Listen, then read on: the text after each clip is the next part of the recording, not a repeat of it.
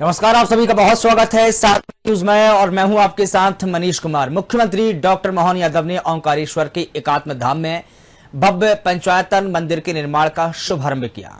वैदिक मंत्रोच्चार के बीच 45 पवित्र शिलाओं का पूजन और हवन कर मंदिर की आधारशिला रखी गई।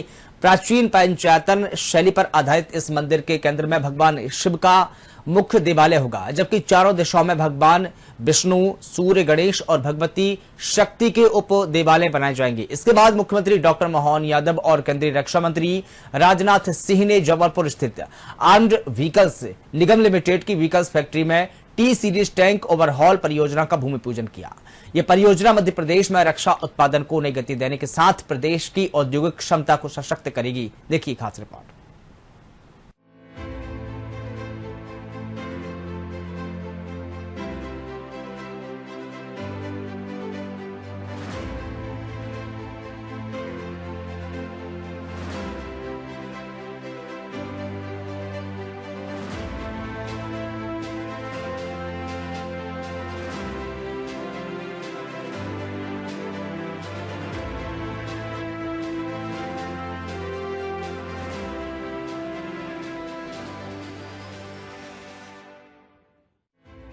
खंडवा के ओंकारेश्वर स्थित माधांता पर्वत पर एकात्म धाम में आज भव्य पंचायतन मंदिर के निर्माण का शुभारंभ हुआ।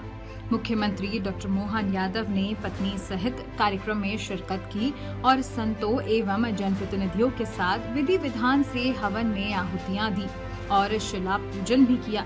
वैदिक मंत्रोच्चार के बीच 45 पवित्र शिलाओं का पूजन कर मंदिर निर्माण की आधारशिला भी रखी गई।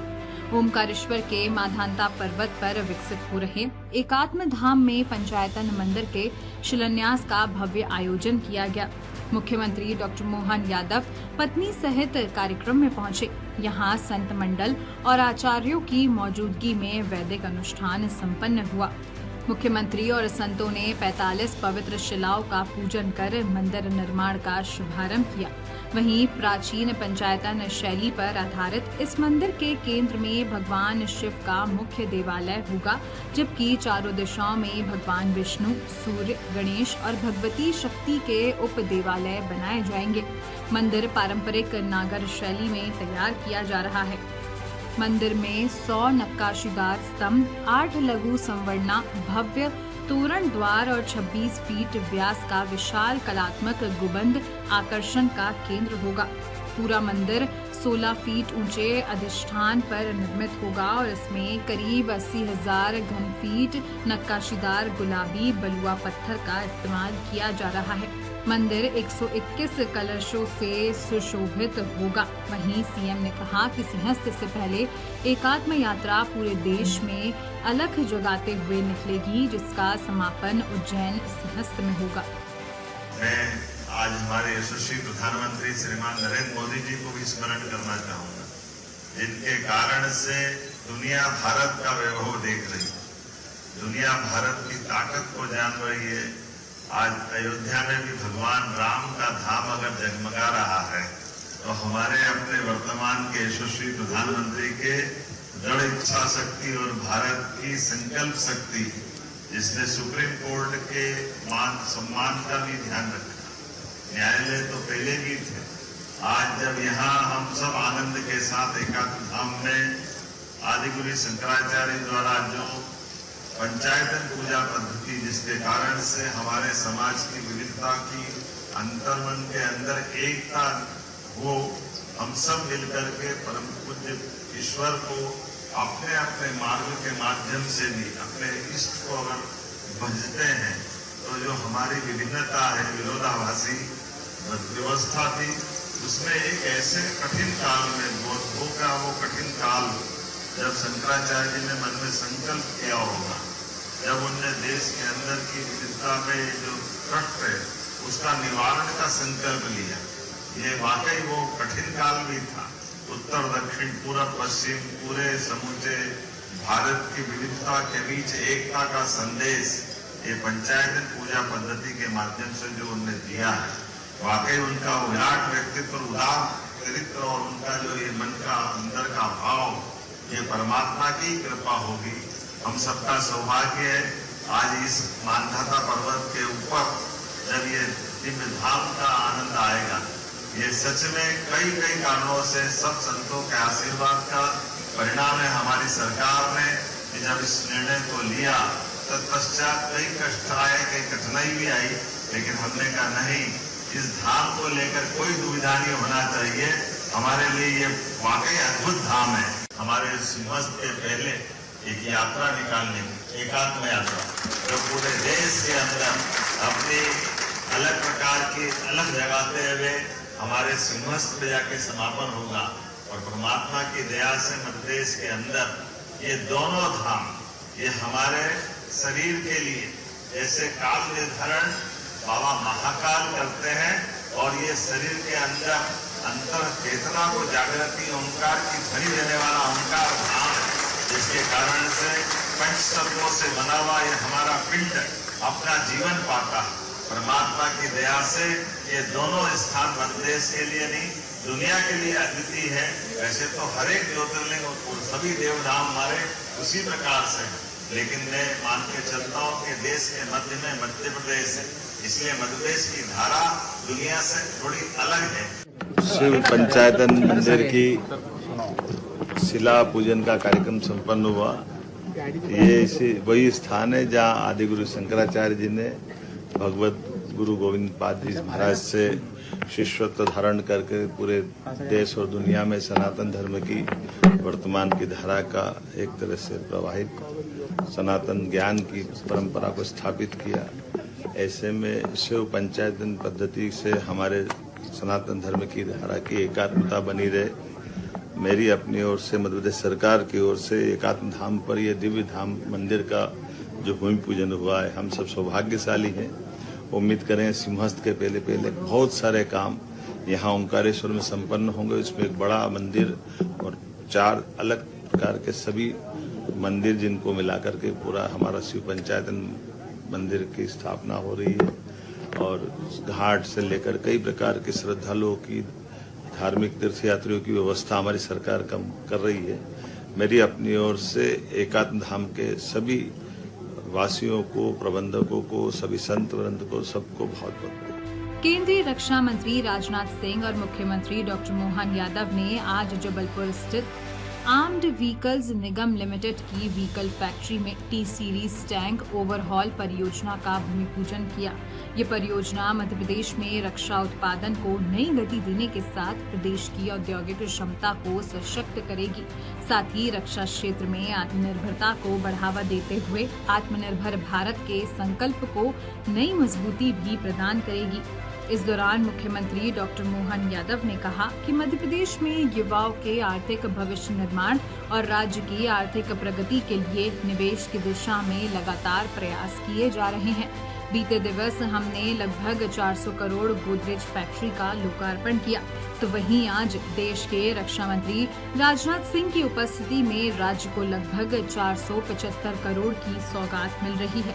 मध्य प्रदेश उन बड़े राज्यों में से एक है जहां समान नागरिक संहिता को पारित किया है। आज मध्य प्रदेश शिक्षा, चिकित्सा, इंफ्रास्ट्रक्चर और निवेश समेत हर क्षेत्र में तेजी से आगे बढ़ रहा है।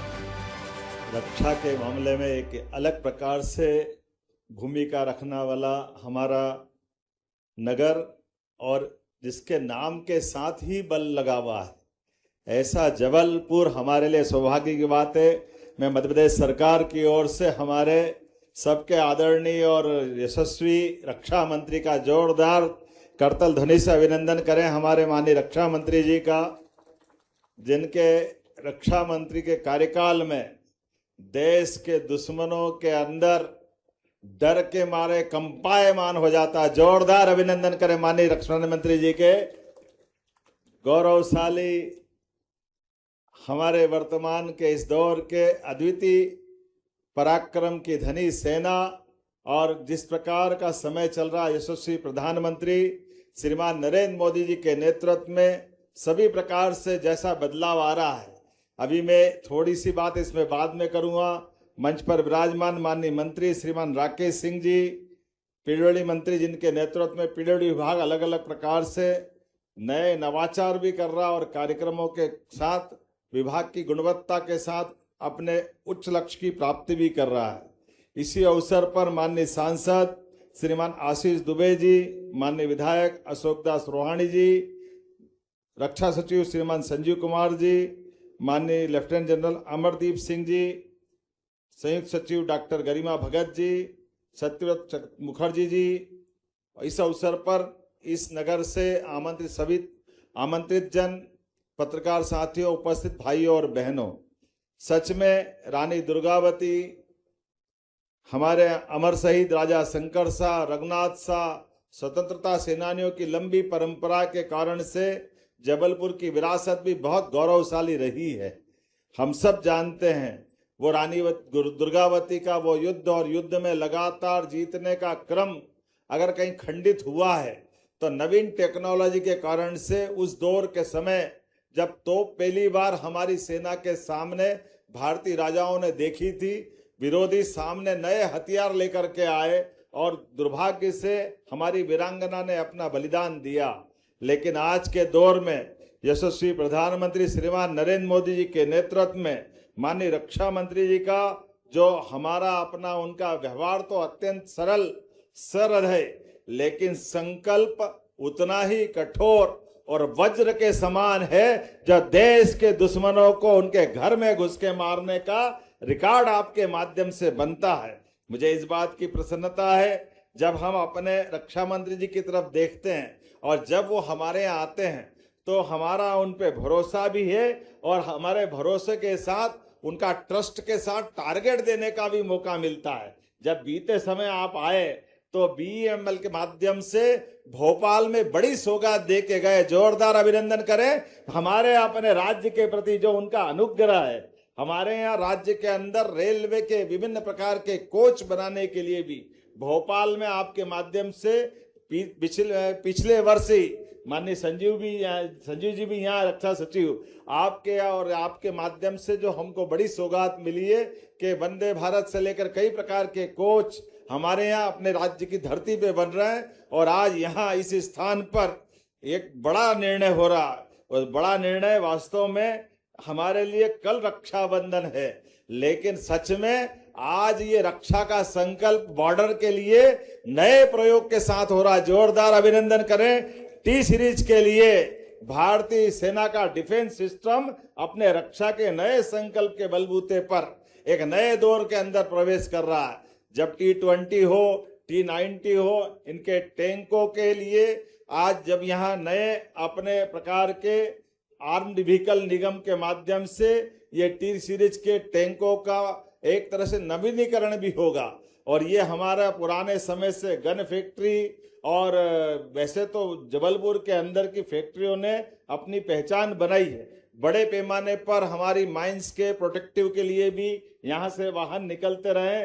चार इंडस्ट्रियां थी, लेकिन आज के समय में पुनः हमारे इंडस्ट्रियों का नवीन जीवन देते हुए नए प्रकार से जो संकल्प के बलबूते पे चल रहे हैं कि आज की समय की आने वाले समय की चुनौतियों के लिए ये जो नया संकल्प की शुरुआत हुई है, सच में मैं मध्य प्रदेश धरती से 550 करोड़ के नए प्रोजेक्ट के लिए जोरदार अभिनंदन करें। माननीय रक्षा मंत्री जी के माध्यम से हमारे राज्य के अंदर निवेश को लेकर के माननीय रक्षा मंत्री जी हम लगातार प्रयास कर रहे हैं।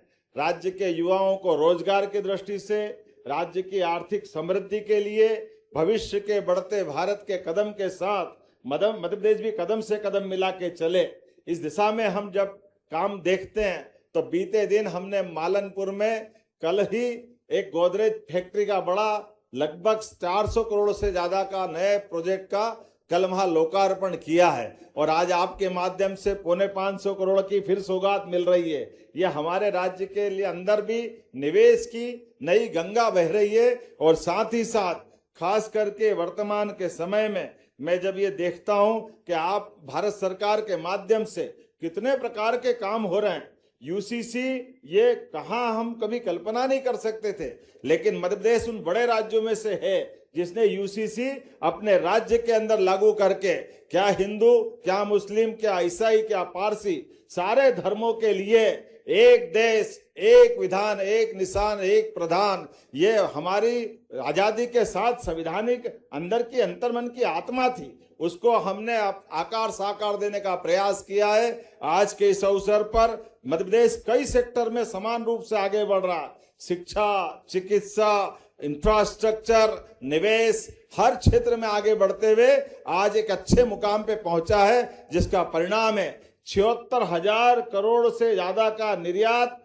विदेश के अंदर मध्य प्रदेश सरकार की ओर से किया जा रहा है। यह उल्लेखनीय बहुत बड़ी छलांग है हमारे मध्य प्रदेश के अंदर से। मैं उम्मीद करता हूं आपके नेतृत्व में ऐसी और लगातार सौगातें मिलती जाएगी। आप बार बार पधारते जाओ और मध्य प्रदेश के अंदर हमारा भोपाल के बाद जबलपुर, ये क्रम लगातार चलता रहेगा। मैं पुनः आपका वंदन करता हूं, अभिनंदन करता हूं। बहुत बहुत धन्यवाद। बोलिए भारत माता की। आज का दिन हमारी इंडस्ट्रियल सेल्फ रिलायंस को नई ऊंचाई देने का और जबलपुर जैसे ऐतिहासिक शहर में एक डिफेंस मैन्युफैक्चरिंग के नक्शे पर और अधिक गौरवशाली स्थान दिलाने का यह दिन है, ऐसा मैं मानता हूं। मैं इस नेशनल इंपॉर्टेंस के प्रोजेक्ट के लिए मध्य प्रदेश सरकार का भी आभार व्यक्त करता हूं, जिन्होंने इस प्रोजेक्ट के लिए अपना पूरा सहयोग दिया है। मध्य प्रदेश सरकार ने उद्योग, निवेश और रक्षा विनिर्माण के क्षेत्र में जिस दूरदर्शिता, सक्रियता और कमिटमेंट के साथ कार्य किया है, वह प्रशंसनीय है। साथियों, ग्लोबल इन्वेस्टर समिट 2025 में नई नीतियों का प्रभावी क्रियान्वयन इन्वेस्ट एमपी 3.0 के माध्यम से पारदर्शी एवं सुगम अनुमोदन व्यवस्था तथा उद्योग अनुकूल नीतियां राज्य को निवेश के आकर्षक केंद्र के रूप में स्वाभाविक रूप से स्थापित कर रही हैं। विशेष रूप से ग्वालियर चंबल क्षेत्र में 3073 हेक्टेयर भूमि पर रक्षा विनिर्माण की संभावनाएं और 16,960 करोड़ से अधिक के प्रस्तावित निवेश इस दिशा में राज्य की महत्वाकांक्षी सोच को भी दर्शाते हैं। साथियों, यह प्रयास मध्य प्रदेश को भारत का अगला प्रमुख defence and aerospace manufacturing hub बनाने की मजबूत नींव रख रहा है। इन सब अचीवमेंट्स के लिए मैं प्रदेश के मुख्यमंत्री डॉक्टर मोहन यादव और उनकी पूरी टीम को अपनी तरफ से हार्दिक बधाई देता हूं। साथियों, आज जिस फैसिलिटी का हम यहां भूमि पूजन आज किया है, यह प्रोजेक्ट कोई सामान्य प्रोजेक्ट नहीं है। यह अपने आप में भारत की बढ़ती हुई टेक्नोलॉजिकल कॉन्शसनेस, हमारी इंडस्ट्रियल कैपेबिलिटी और डिफेंस सेक्टर में हमारे बढ़ते कॉन्फिडेंस की एक यह नई मिसाल है। यह प्रोजेक्ट हमारे उन सैनिकों के लिए एक वरदान सिद्ध होगी जो इन टैंक्स के सहारे दुश्मनों को नेस्त नाबूद कर देते हैं। और सबसे बड़ी बात यह है कि यह प्रोजेक्ट जबलपुर और आसपास के क्षेत्रों के स्थानीय लोग, हमारे किसान, हमारे मजदूर, हमारे नौजवान, हमारे छोटे उद्यमी के जीवन में भी समृद्धि और रोजगार के नए दरवाजे भी खोलने वाला है। साथियों, आजकल की दुनिया में क्या चल रहा है, दुनिया किस तरह की स्थिति से गुजर रही है, मैं समझता हूं यह चीजें किसी से छिपी नहीं है। टेलीविजन पर बैठकर खबरें देखते हुए एक आदमी भी यह आराम से समझ सकता है कि किस तरह से दुनिया में, खासकर रक्षा क्षेत्र में, नई नई टेक्नोलॉजी आ रही हैं। ड्रोन्स और मिसाइल्स की बातें अब बहुत सी विशिष्ट जगहों से बाहर निकलकर आम जनता के बीच भी पहुंच चुकी हैं। यानी लगभग सभी लोग जानते हैं कि यह जमाना युद्ध में नई टेक्नोलॉजीज का है। पुराने तौर तरीकों से जीतने वाली लड़ाई लड़ना यह संभव नहीं है। ऐसे में जब हम लोग आज टैंक की बात कर रहे हैं तो जाहिर सी बात है कि मन में सवाल उठता होगा कि आज के जमाने में जब ड्रोन्स और मिसाइल्स हैं तो टैंक्स की जरूरत क्या है। कुछ एक्सपर्ट तो यह भी मानते हैं कि टैंक्स अब पुराने पड़ गए हैं, अब उनका जमाना तो समाप्त हो गया है। लेकिन मेरा विचार इससे थोड़ा अलग है। आज के समय में मैं मानता हूं साथियों, वॉरफेयर का कैरेक्टर जरूर बदला है। ड्रोन्स हैं, प्रिसीजन गाइडेड वेपन्स हैं, मिसाइल्स हैं, सैटेलाइट्स हैं, आर्टिफिशियल इंटेलिजेंस है, साइबर वारफेयर है। लेकिन इसका अर्थ यह नहीं है कि टैंक्स की प्रासंगिकता समाप्त हो गई है। आज भी टैंक्स की प्रासंगिकता बनी हुई है। यह मैं विश्वास के साथ कहता हूं, फील्ड पर जाकर जो कुछ भी मैंने देखा है और अपने जवानों से बातचीत करने के बाद मैं जिस नतीजे पर पहुंचा हूं। आधुनिक वारफेयर में किसी एक प्लेटफॉर्म की नहीं है, बल्कि कंबाइंड कैपेबिलिटी की आवश्यकता होती है।